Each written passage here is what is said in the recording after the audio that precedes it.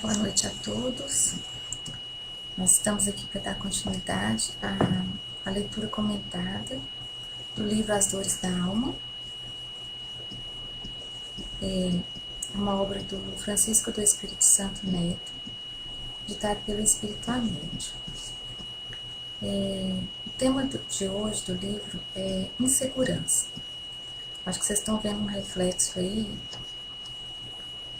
mas não tem muito jeito de evitar, não. E tem um chiado também no vídeo, peço que vocês me perdoem, porque é do computador, eu não consegui tirar esse chiado, não.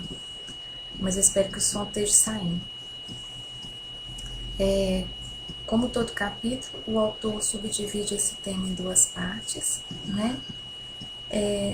Por sinal, é um dos capítulos mais curtos, que tem menos texto. Talvez porque seja tão amplo, né, esse tema, que seja difícil de contê-lo, né, em páginas assim, porque insegurança é um tema muito vasto, né, e muito difícil assim, de ser acolhido na sua totalidade em poucas páginas. Mas a gente vai falar um pouquinho do que o autor trouxe para nós. Então, a primeira parte do capítulo da insegurança, ele começa dizendo o seguinte, na primeira citação do capítulo: os inseguros omitem defesa a seus direitos pessoais por medo e evitam encontros ou situações em que precisam expor suas crenças, sentimentos e ideias. Aqui, nessa citação, ele traz essa questão da insegurança no que diz respeito ao receio, né? No caso específico dessa insegurança aqui, que as pessoas têm de expor o seu ponto de vista, de expor a sua opinião, as suas crenças, aquilo em que ela acredita, aquilo que ela gosta, aquilo que ela não gosta, por medo. Pode ser de crítica, pode ser de rejeição, né? Pode ser medo de desapontar as outras pessoas. Por isso é tão abrangente esse tema, né? É tão vasto que não tem como a gente entrar aqui em causas de insegurança. Tanto que na segunda página que ele vai falar sobre isso, não dá nem para comentar, porque são inúmeras e a gente sabe que isso é de pessoa para pessoa, de história para história, né? De caminho para caminho, porque cada uma, todos nós temos insegurança, né? Em algum nível. Mas lembrando que os temas abordados aqui pelo livro que o autor traz para nós, eles se referem a tudo que é excessivo. Por isso ele traz como dores da alma. Porque quando há um certo nível que é dentro do normal, digamos assim, do aceitável, né? De um nível de equilíbrio, onde o pêndulo oscila um pouco para um lado, um pouco para o outro, a gente consegue lidar melhor. Mas o que o livro traz sobre as dores da alma são todos os excessos. Por isso ele considera, sempre quando a gente está falando aqui, a gente está falando assim dos excessos, né, que nos prejudicam tanto. Então, ele fala dessa parte específica realmente do medo de desapontar, né, de ser criticado, de ser julgado, de não corresponder às expectativas, até o mesmo medo de não pertencer a um grupo. A gente vê, né, assim, nas turmas, né, adolescentes, né, eu já dei aula, então posso falar um pouquinho. Existe uma necessidade de pertencimento muito grande entre os adolescentes. Talvez mesmo por essa falta da identidade pessoal, porque em escola, e a gente vê isso bastante, tanto dando aula para adolescentes, quanto dando aula para o EJA, a gente percebe um pouco, desculpa, que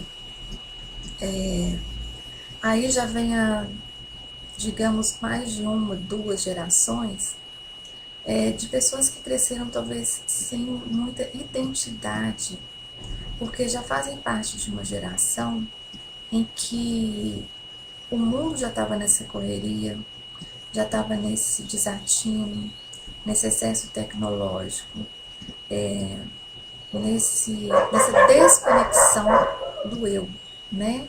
E a conexão com a massa. Então a gente percebe isso um pouco, que existe esse sentimento, essa necessidade do adolescente de pertencimento a um determinado grupo.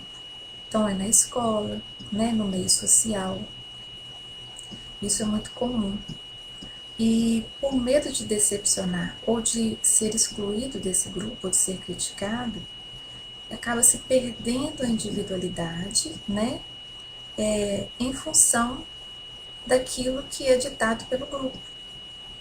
E aí, onde ele vai se retraindo, se retraindo, se retraindo, e deixa de exercer, né, a sua individualidade, de conhecer os seus próprios gostos. Ele vai acabar por abafar isso, até chegar num ponto, se isso não for repensado, refletido ou notado, né, pelos pais, pelos responsáveis, até que chega-se um ponto em que ele se anula, né, em função de um grupo, de um pertencimento. Então a gente vê muito isso, infelizmente. Nos filmes a gente vê muito isso, né, quando se fala, se relaciona a gangues e tudo mais, mas assim, isso é muito mais comum nos meios que estão próximos de nós, né, nas escolas. Então, existe muito isso. Então, é essa insegurança de agir de uma forma que causa decepção no grupo, no outro, ali na família, onde quer que seja. Então, a pessoa se retrai, né? Agora, por que dessa insegurança, né? Como chegou a isso, né? Então, o autor tenta trazer algumas possibilidades, porque são muitas, né? Ele traz para nós alguns poucos exemplos aqui que eu vou falar, não vou falar de todos, porque seria abordar e eu fico com receio de que alguém de provocar um autodiagnóstico que não é o caso aqui, porque nós não estamos aqui para isso, né? A gente tem que ter responsabilidade de falar do que o livro está trazendo, de abordar, mas não diagnosticar, porque não pode ser dessa forma, né? Para isso a gente tem profissionais aí, tanto da área da saúde quanto assistência espiritual, e a gente não pode entrar nisso. Mas o autor trouxe isso para nós para que a gente possa começar a perceber quando os excessos começam a comprometer, né, as nossas vidas, as nossas relações, né, quando nós começamos a ser tóxicos para nós e para os outros. Então, esse é o propósito do livro. Então, a gente continua falando o seguinte: a insegurança traz como características psicológicas os mais variados tipos de medo, como o medo de amar, o medo da mudança. A gente vê muito isso, por exemplo, quando o aluno tem que mudar de escola, né? É muito ruim, ele já estava estabelecido no local, com amigos, com uma turma, né? Com um grupo, e de repente ele precisa mudar e parece que o mundo desaba ali. Então ele começa a se rebelar, a se voltar para si mesmo, a se fechar. E a gente não percebe que a mudança, às vezes, é tão dolorida, né? Para aquele adolescente, que causa uma desestabilização emocional muito grande para ele. Então, isso é uma causa de insegurança, né? Pode ser. O medo de cometer erros, o medo da solidão, o de se pronunciar e o de se desobrigar, que seria o de se desapontar ou ser julgado ao se desobrigar de coisas que realmente não são, não lhe dizem respeito, porque são papel de outro, né? Cumpre a outro ele cumprir. Então vem esse medo de decepcionar. Aí ele continua: o inseguro não confia no seu valor pessoal e desacredita de suas habilidades. Desconfia da sua possibilidade de enfrentar as ocorrências da vida. Então é muito triste, sim, porque a pessoa não percebe o potencial que ela tem, né? Eu falo assim, que como professor a gente vê tanta coisa, né? Tantos alunos assim com potencial tão grande, tão tímidos, alguns que nem levantavam a cabeça em sala de aula. E eu falo isso com muito carinho porque, assim, de todos os meus alunos, sempre tive muito carinho por todos e muito respeito, e a gente percebe às vezes, a gente não sabe se é insegurança, se é timidez, né? Se é realmente aquele respeito de fato, porque ainda tem crianças que são criadas, principalmente na área rural, que tem um tremendo respeito pela figura do professor. E às vezes isso até atrapalha porque elas não ousam nem fazer perguntas, né? Então a gente percebe isso muito nas escolas, né? Eu falo das escolas porque é o ambiente que a gente mais vê normalmente. E essa insegurança em excesso, ela pode atrapalhar, né, o desenvolvimento daquele adolescente para um ser adulto, né? Então a gente precisa incentivar, como familiar, como professor, como amigo. É preciso que a gente incentive a pessoa a olhar para ela mesma e perceber que ela tem habilidades, que ela tem todas as habilidades que todos nós temos, né? E que foram distribuídas igualmente por Deus. Então, assim, é um trabalho de olhar com cuidado para o outro e ver o que há de melhor nele, né? E não o que há de pior. Olhar sempre para o que há de melhor, que é um exercício diário e que com a correria dessa vida nossa, do jeito que tá, tem passado despercebido para todos nós, mas que a gente possa voltar esse olhar mais atento, né, para cada um, né, e procurar despertar e incentivar tudo que há de melhor no outro. Porque imagina se Jesus tivesse andado jogando derrotas em cima das pessoas, né? Ele inspirou muita gente. Ele inspirou muita gente porque ele tinha positividade, né? Ele era assertivo, ele tinha firmeza e ele despertava isso nas pessoas. Então é preciso que a gente olhe para o que há de melhor, procure ver e despertar isso, porque todos temos esse potencial, né? Tanto para ser melhores, né? Para ser mais seguros, quanto o potencial de ajudar o outro também, que não é mais que a nossa obrigação, né?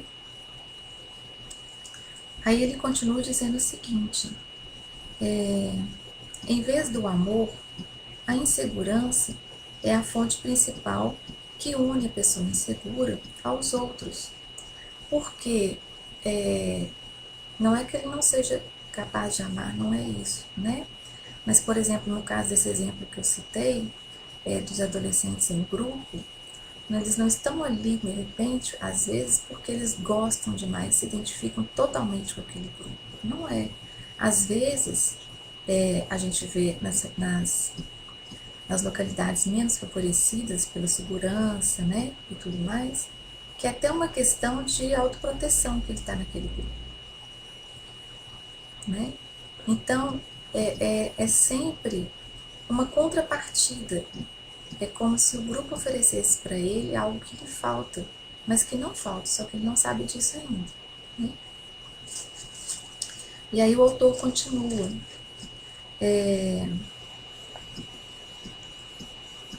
O inseguro, por não saber que não pode controlar os atos e atitudes das outras pessoas, cria grandes dificuldades em seus relacionamentos, gerando consequentemente maiores cobranças e barreiras, porque é nessa dependência, né, que ele cria nessa vinculação, digamos assim, nas relações, por insegurança,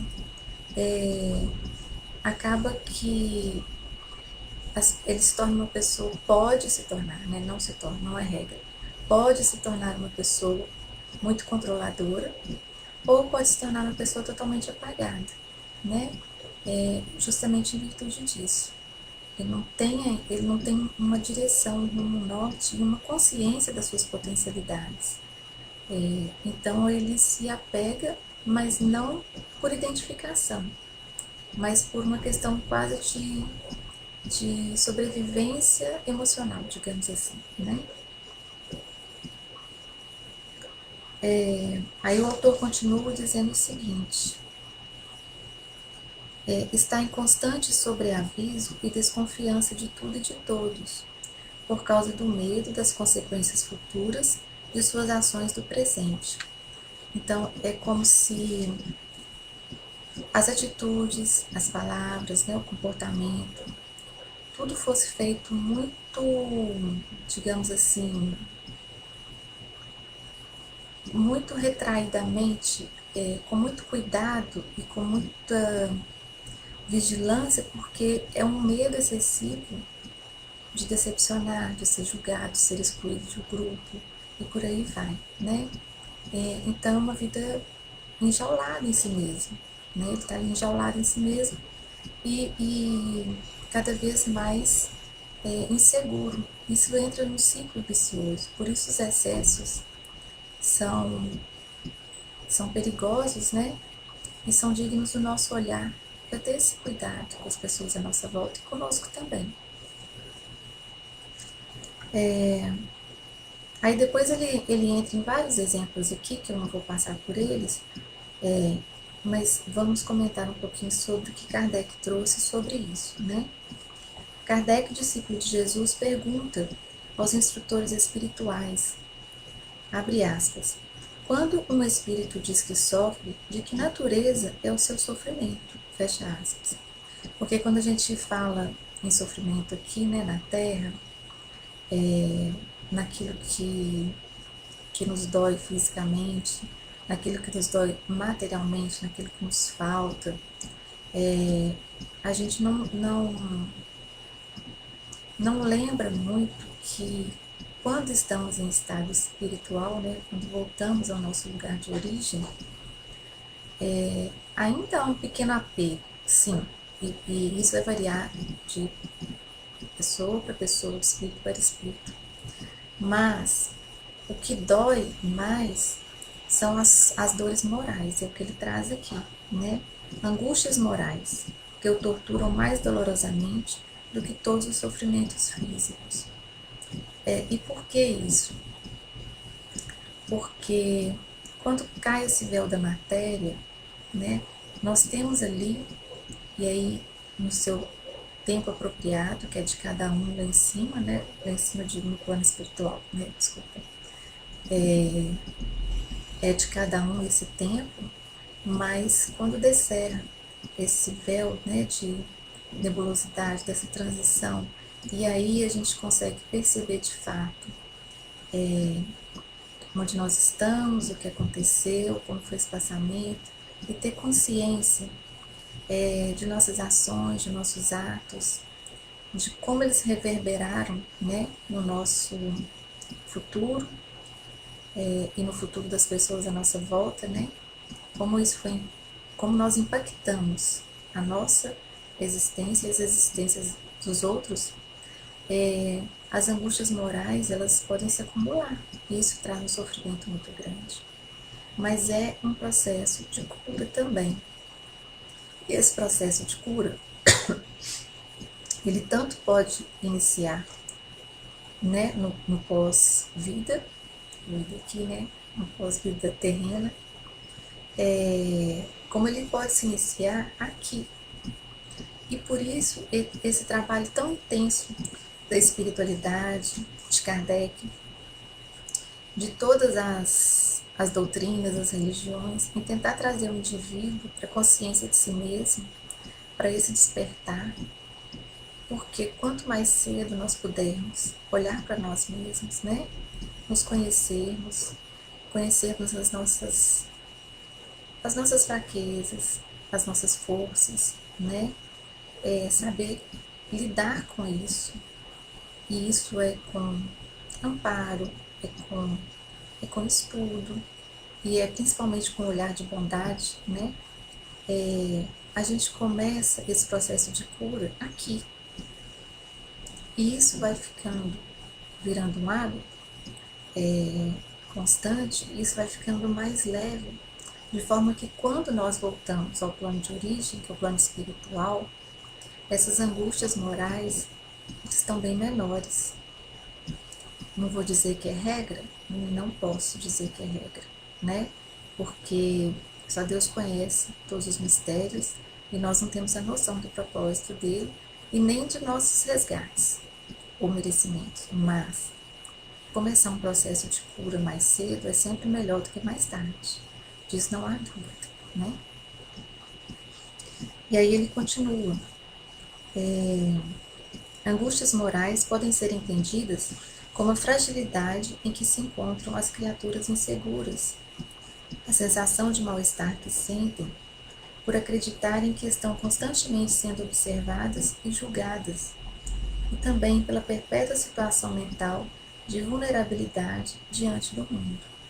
Então, realmente, é uma questão muito séria essa questão da insegurança. E uma coisa que é interessante, a gente falando de adolescente, né, que eu percebo muito hoje assim, já algumas gerações, né, já vejo meus sobrinhos, que o mais velho está na faixa dos 25 anos, 24 a 25, então assim, há mais gerações que eu vejo, e eu percebo muito isso.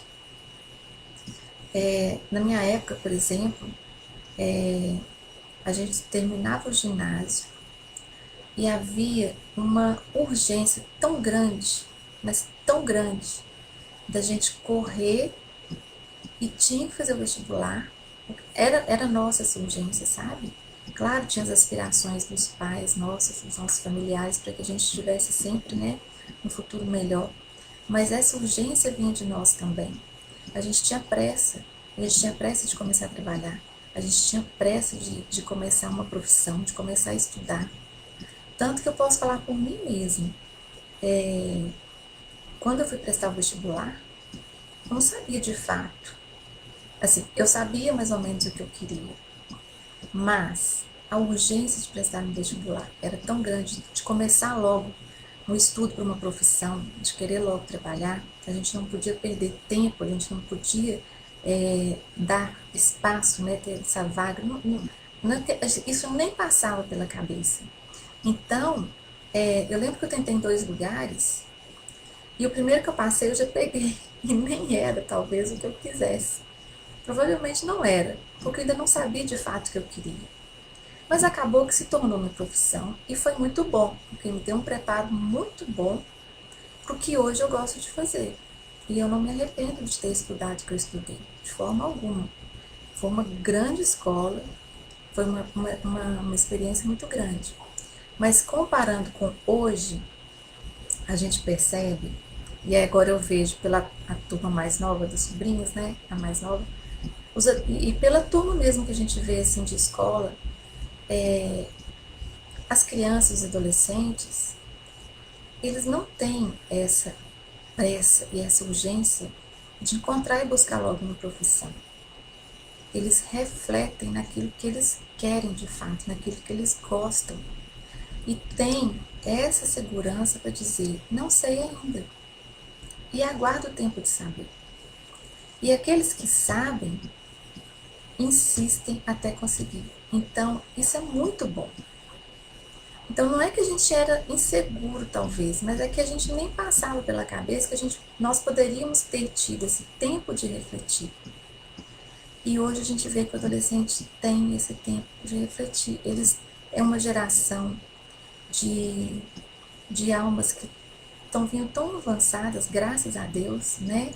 E que já tem esse discernimento. E a gente fala, tudo é evolução, tudo é aprendizado, né?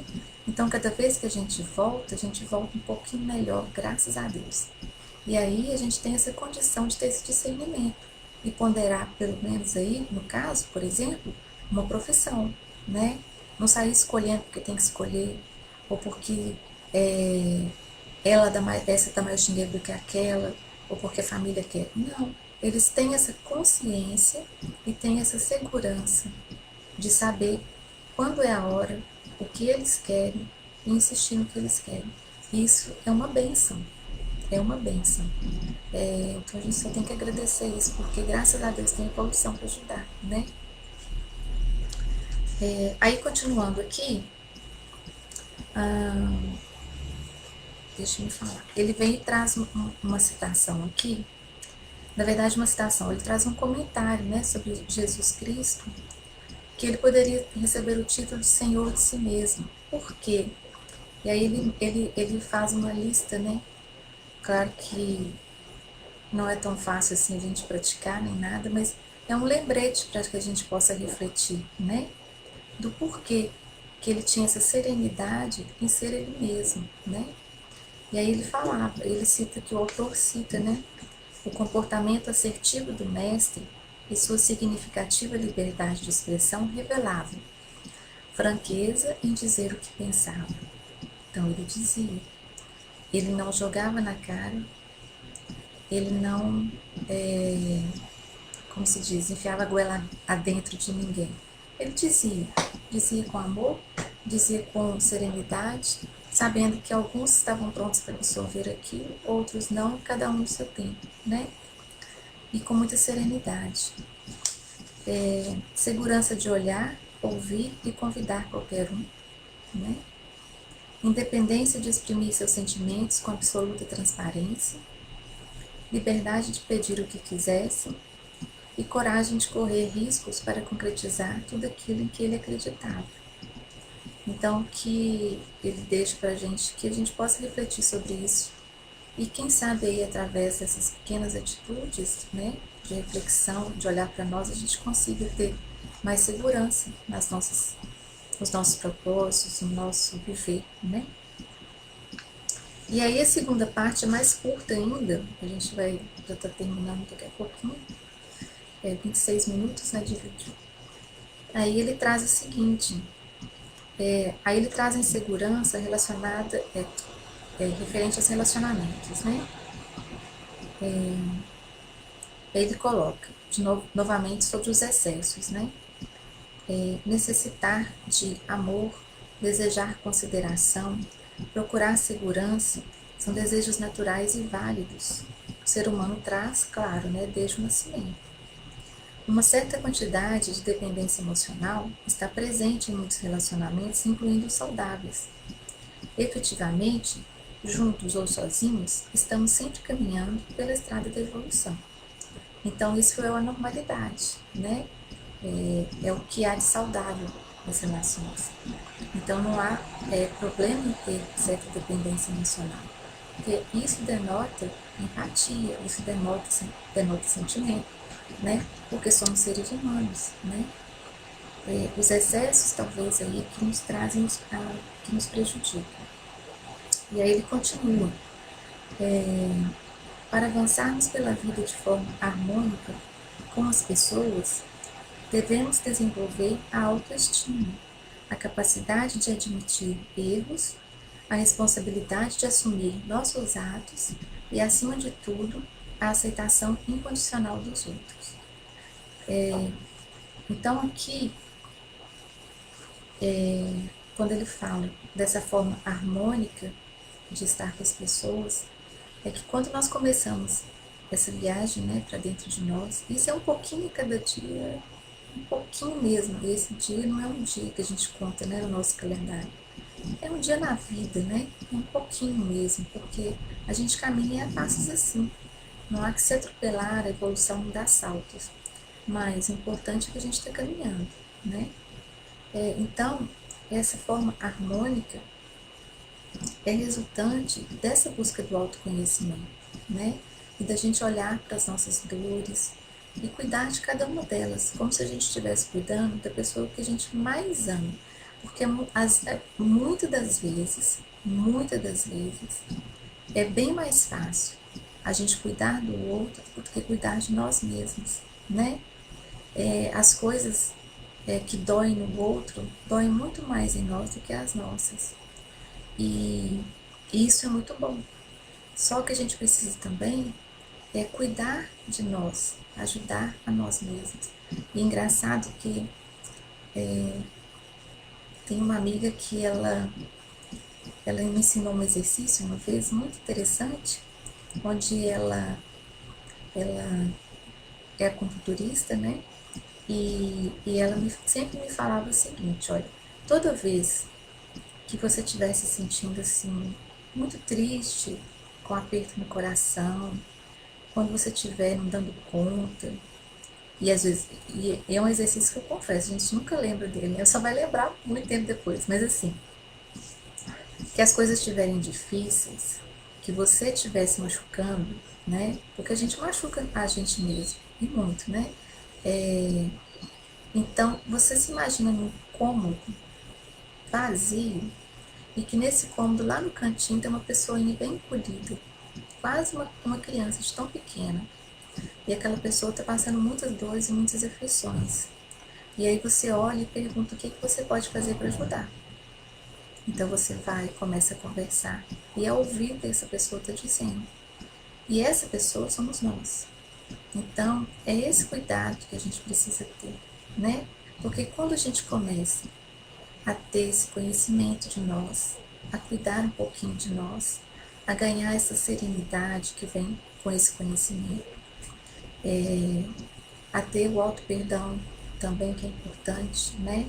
Porque a gente conhecendo a nós mesmos, nós vamos ter, claro, a ciência também daquilo que são nossas falhas, que são nossas faltas para conosco e para com os outros. E isso traz, primeiro, culpa, depois arrependimento. E o arrependimento, ele é saudável porque ele traz o início do processo inverso, né? Que é o procurar vibrar na outra polaridade. Isso é muito bom, porque através da vibração contrária é que a gente vai ganhando força e nos melhorando, né? Então é muito interessante, me lembrei desse exercício agora. Então essa harmonia vem disso. Dia a dia, com esse exercício, né? Ao longo da vida, nós conseguimos um pouquinho mais de equilíbrio. E por que essa harmonia? Porque tendo equilíbrio, aí nós temos condição, né?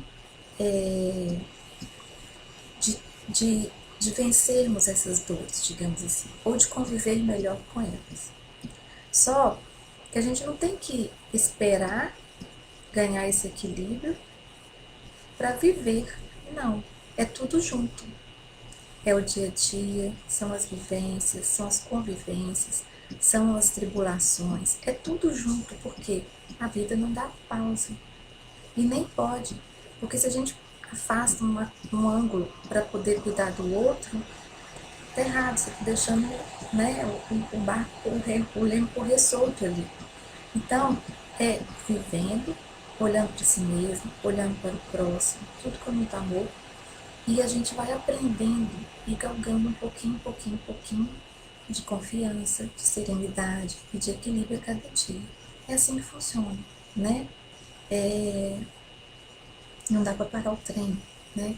Mas que a gente ande nele com serenidade, com amor, sabendo que a gente dá conta de daquilo naquele momento, o que não deu conta hoje, a gente volta amanhã e assim por diante, né? Sem a gente se descabelar demais, porque senão a gente não ajuda nem a gente e nem o próximo, né? Aí o autor continua dizendo assim, já está do lado de cá,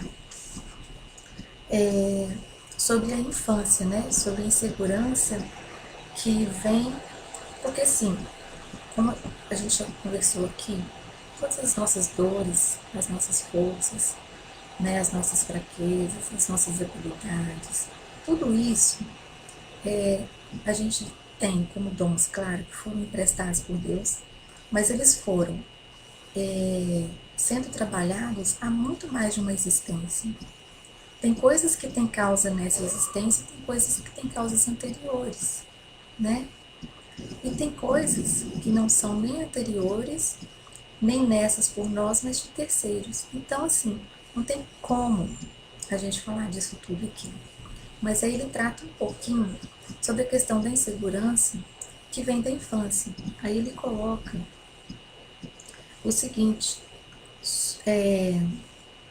parte do desenvolvimento da personalidade humana é construída na infância e a esta soma-se a milenar bagagem espiritual adquirida em outras encarnações. A tela do Face ficou preta aqui de novo, mas está gravando. Adquirida em outras encarnações. Então, as bases de muitas indecisões diante da vida, às vezes, vêm da infância, né? E aí ele vai trazer essa questão da ponderação, dos pais, né, dos modelos que as crianças têm em casa, porque a criança seguia muito pelo modelo, pelo exemplo, né, ela aprende muito visualmente, né, ela vê, ela observa tudo. Então ele trata um pouco sobre isso e pede que a gente reflita sobre isso e cuide das nossas crianças, para que elas se tornem adultos mais assertivos, mais conscientes, né? Mais saudáveis emocionalmente, mentalmente, espiritualmente. É muito interessante esse capítulo. Não dá para, eu não vou ler todo, mas é muito interessante esse ponto que ele coloca, né? Porque realmente a nossa infância é de extrema importância na nossa vida, né? Ela é uma grande referência. E muitas das vezes a gente não identifica nada que possa ter causado aquilo que nos dói. Assim, a gente não identifica que nós causamos isso. E a gente não entende o porquê é assim. Mas nós sabemos que vidas anteriores, né, convivências anteriores de outras vidas, são colocadas aqui conosco para que a gente aprenda, para que a gente cresça e para que a gente também ajude outros a crescer. Então, como cita, a gente está onde está porque precisamos estar aqui. E a vida é dessa forma para cada um de nós porque ela precisa, porque nós precisamos desse aprendizado. E se a gente olhar para o que nos acontece com esse olhar de não de fatalidade, né? Não de tirar também a nossa responsabilidade, porque aquilo que nós não temos como responsabilidade nessa vida pode ser de outro. E não é punição, é porque a gente vem para cá para ser provado naquilo em que falhamos antes, para a nossa própria evolução. Então, é um aprendizado. Por isso as relações familiares são difíceis, por isso a sociedade está num caos tremendo. Mas por quê? Porque cada indivíduo está onde precisa estar para poder olhar para si primeiro e entender, né, a que veio. Essa reflexão é muito importante. E depois ele, no finalzinho desse capítulo, ele coloca o seguinte: o constrangimento que se faz à nossa liberdade de consciência prejudica a busca de nós mesmos, a nossa afirmação perante a vida, bem como nos dificulta encontrar a peculiar forma de amar. E nesse trecho ele se refere, por exemplo, àquelas crianças cujos pais tiveram excessivo cuidado, cercando de tantos cuidados assim, né? Fazendo tudo por elas, claro, por amor, que não deixaram que elas talvez passassem pelas experiências de errar, de tomar as próprias decisões. Então, constrangeu-se a liberdade delas, né? Então, isso dificulta realmente a busca de si mesmo. Mas, lembrando que quando a gente começa a olhar para dentro de nós, esse processo de cura já começa, já inicia. E isso em qualquer época, não importa, né? E depois ele continua falando o seguinte: sobre todas as dores, um comportamento exagerado de um indivíduo geralmente significa o oposto do que ele demonstra e confessa, porque a gente sabe que nós temos, né, inconscientemente muitos mecanismos de defesa que a gente ativa sem saber que ativou, para não olhar para aquilo, para não sofrer por aquilo, né? Para não perder esse pertencimento, por exemplo, a um grupo. Então, tudo aquilo que nos torna, no caso da insegurança, ser aceitos, né? Ser queridos, não evitar ser criticados, leva a um exagero de comportamento. Então é onde ele traz que todo exagero, né, revela, na verdade, uma postura contrária. E aí ele coloca o seguinte: os inseguros vivem numa espécie de heteronomia crônica, quer dizer, não escolhem as leis que regem sua conduta. Distanciados cada vez mais de uma vida autônoma, submetem-se a princípios e a pessoas diferentes do seu modo de pensar. Usar a nossa própria intimidade para nos guiar, lançar mão de nossas sensações, emoções e sentimentos é a chave essencial que nos dará segurança. Então, que a gente, principalmente no caso das crianças, né, que elas possam ter esse exercício de pensar por si mesmas, de refletir, né, de avaliar qual que é o caminho que ela quer, né, o porquê daquela escolha, de refletir e até antecipar o que aquela escolha pode trazer para ela, porque sendo esse um exercício constante, desde a infância, as crianças vão crescendo com muito mais poder de reflexão, de ponderação, né? De olhar com calma para cada situação, de não ter essa pressa de correr fazer vestibular e ter uma profissão logo. Mas enfim, não é só isso, é para tudo, né? Então, é esse cuidado conosco e com o próximo de, de convidar essa reflexão, né? De não nos atropelarmos e nem atropelar a vida e não atropelar, né, aquilo que se demonstra para nós, né? Nessa pandemia especificamente, a gente está vendo, infelizmente, né, tanta gente perdendo o trabalho, tanta gente sem rumo, desnorteada, tanta gente que tem uma atividade, não está nem conseguindo ter cabeça para exercer, porque a gente sabe que é difícil, e todos nós passamos por isso, né? Eu falo por mim, que às vezes fiquei mais de um mês sem conseguir produzir nada, porque a cabeça não funcionava. Nada, nada, nada.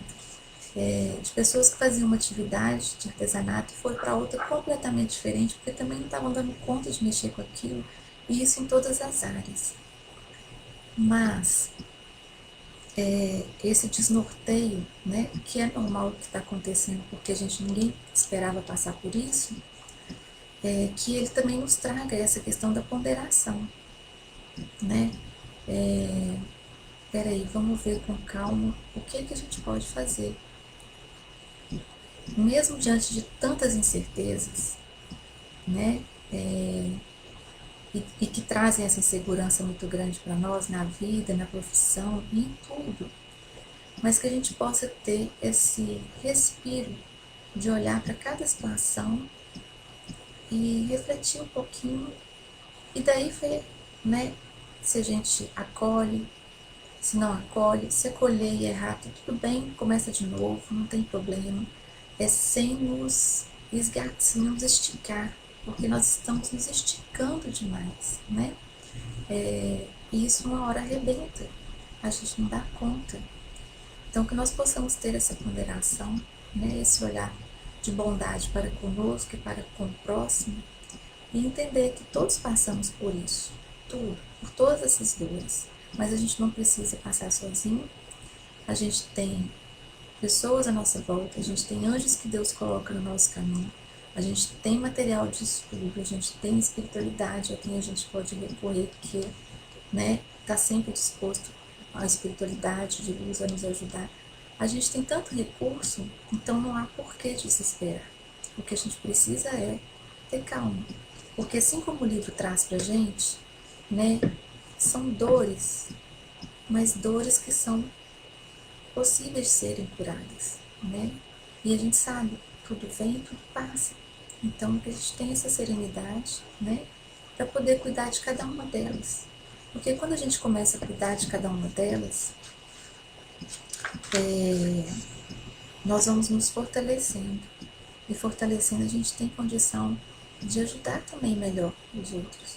Porque a gente entende que tudo que dói em nós, dói no outro também, né? No próximo encontro nosso, a gente vai falar da repressão. Eu acho que ele já é quase o último. faltam mais 3 depois dele, se eu não me engano. 3 temas pra gente falar. E aí a gente espera que a gente se encontre logo essa semana, correndo tudo bem, né? Que seja uma semana mais tranquila para nós estarmos aqui juntos novamente. Que Deus abençoe a todos. Tenham uma boa noite de descanso, né? Com muita luz para todos nós. E quem puder, leia o livro. É muito bom. Viu? Boa noite a todos. Fiquem com Deus.